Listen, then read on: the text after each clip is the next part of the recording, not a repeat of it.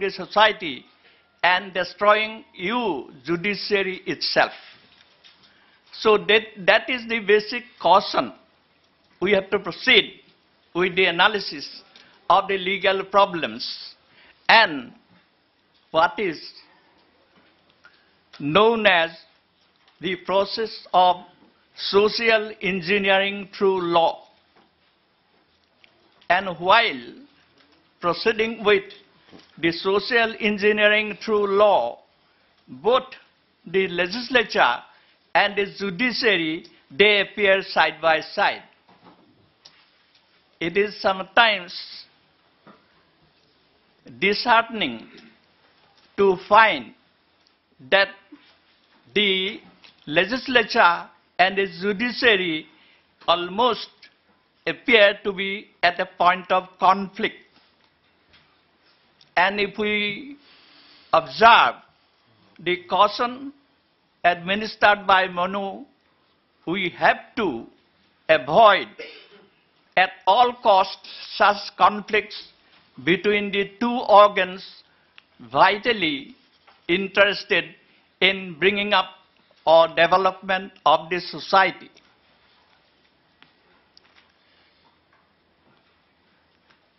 We know that even as far back as in the days of the Romans, they said that the edict which is not lawful need not even be obeyed. The Supreme Court of India has set up a National Judicial Academy, of which I had the good fortune of serving as the first Director General.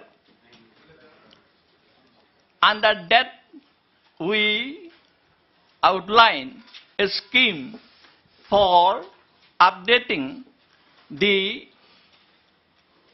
legal knowledge and procedure and the process of solving contemporary problems by means of what we do not like to call training, by means of discussions, workshops, and conferences. And we hope the Indian National Judicial Academy will not only be successful in keeping the judiciary abreast of required judicial knowledge and experience, and also will produce such a set of judicial officers which will be more than enough to solve the judicial problems of the country in consonance with the aims and objects of the Constitution of India. And regarding legal education also, which has just been mentioned, the Legal Education Committee of the Bar Council of India has been serving a very important purpose.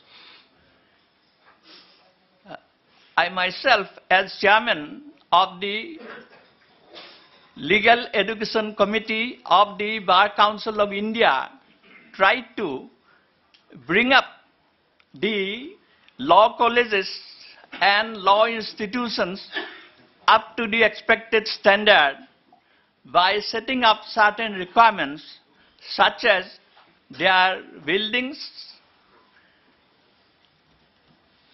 teaching personnel, library, funds, and others. And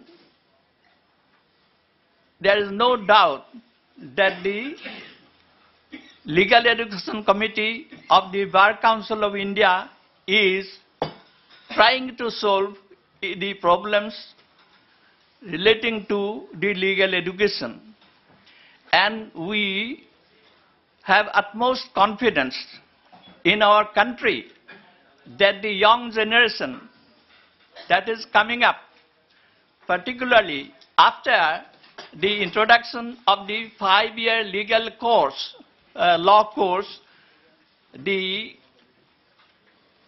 education and training has been somewhat in a better scientific manner with better scientific equipments so as to suit the needs of the country. And India being not only a vast country in terms of population, it is also a very important country in terms of protection of human rights and development. And let us hope the National Judicial Academy and the Legal Education Committee of the Bar Council of India will not fail in their duties so as to bring up the standard of legal education and the standard of judiciary in the country to such a level as to be sufficient for emulation by our neighboring countries. And we are always indeed grateful to the countries, to the systems which preceded us, were developed ahead of us. For example, even the Greeks, starting with their Themistis, that is the sayings of goddess Themis, and praetorial edicts in Rome with the greatest law teachers of Rome, the institutes of Gaius and the institutes of Justinian, which developed the legal system, wherefrom the system spread to Europe. And particularly we are concerned with England, and our judicial system can be said to have been firmly established during the British period, at first working under the principle of justice, equity and good conscience, but in course of time, the judicial concepts being transplanted in our country. We are indeed indebted to them for that contribution to our legal system. And from the English system, we find the Commonwealth law systems developing almost in the same pattern. And we are in a wide world of the Commonwealth having the similar legal system. And this is the time that we should learn from all of them, and they should also be conscious of our development in the same way. And being a vast country, we have multifarious and very serious problems, of which I am pretty sure that our judiciary will not fail. And I am pretty sure that our judiciary will pay heed to what Manu said. If the court fails to remove the dirt, dirt means the crime that has resulted from the offense, from the society, then the result, the papa, will be divided into 4 parts. First, it is the party who brings the matter to the court. Secondly, the counsel who argues the matter. And thirdly, a part to the judge who decides the matter. And fourthly, the fourth part must go to the state for having appointed the court and the system. Therefore, Manu's caution that dharma eva hato hanti, dharma rakshati rakshata, tasmad dharma nahantabbu. Therefore, don't destroy the dharma. Manu dharma hato vidit. And by destroying the dharma, you destroy the society. And with the society, we judiciary is also destroyed. So that is the ultimate caution given to us. And at the end of my life, I am pretty sure that our judiciary will surely come up to the mark and allow our country to march step in step with the other legal systems of the world. Thank you so much.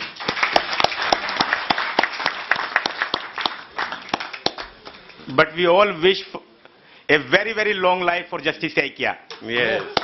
That's right.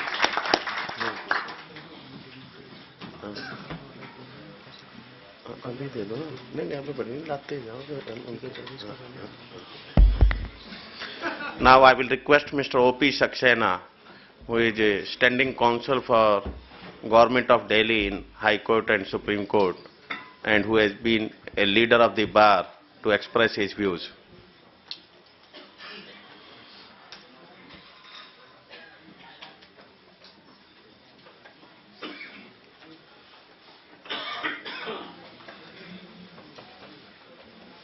Respected Chairman, Mr. Adish Agarwal ji, all persons who are on the dais and my friends who are in this August gathering, I have been participating in the seminar organized by this organization, and I found them that really thought-provoking. The topic of rule of law is of very great importance, and the deliberations of 2 days have given us a new light to think about the subject. But what I found ultimately is that in India or even in the world, there is emphasis on discussion and discussions. Parliament is again a debating house where the debates are held, but net result for implementation is concerned is zero. And the reason for that, why it is a zero, I am reminded of a great saying, what is the difference between a man and a gentleman? Man, according to one of our epics, manasya ekam, vachasya ekam, karmanya ekam, mahatmanam, manasya anyat, karmanya anyat, duratmanam. What we say, what we preach, what we practice, there is a lot of difference between that. All of us, according to that epic, are not entitled to be a character of a gentleman. What we say, what we speak from the public forum, why in India crime of dowry is going on. Daily there are very severe punishment, very severe law, but dowry, is it stopping? Is the child marriage stopped in India due to law? Is any other crime stopped due to the law? The reason is simple. Those who are in power, they feel that they have a right and license to break the law. And those who are commoners, they follow them. And so long, this system will continue. The punishment part is a very small part. There should be a certainty of punishment. That if you will commit a crime, certainly you will be punished. If there is a 100% conviction in any type of crime, that crime will be curbed. Here, in India, the conviction rate is hardly 2%. Very serious offences. There, people got acquittal, either from the trial court itself. Many matters never reached the police station. And if they reach the police station, they are settled out at the police station level. If not, then at the trial court level, not at the first appellate level, or ultimately up to Supreme Court. So we have to reform. But reform will come when our nature will change. Unless we change our own nature, unless we change that whatever you are preaching, whatever we are speaking from a public forum, we try to bring it into reality in our own life.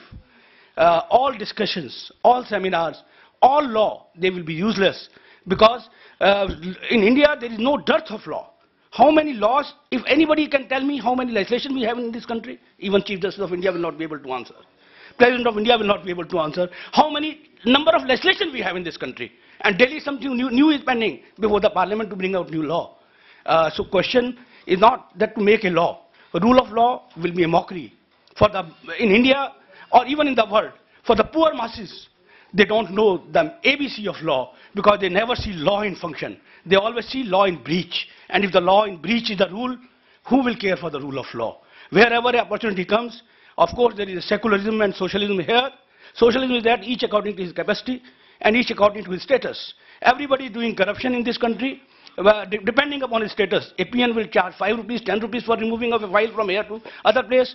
Other persons are charging their own rates according to their own status. So this reality we have to find out. And unless we go realistic, all these seminars and discussions, I feel, will be just eating out, have a good time, having a meeting with each other, and then after meeting, forget what we discuss, what we have to implement. So I appeal to all of you who are here, who have spent two days in this constructive process, don't forget.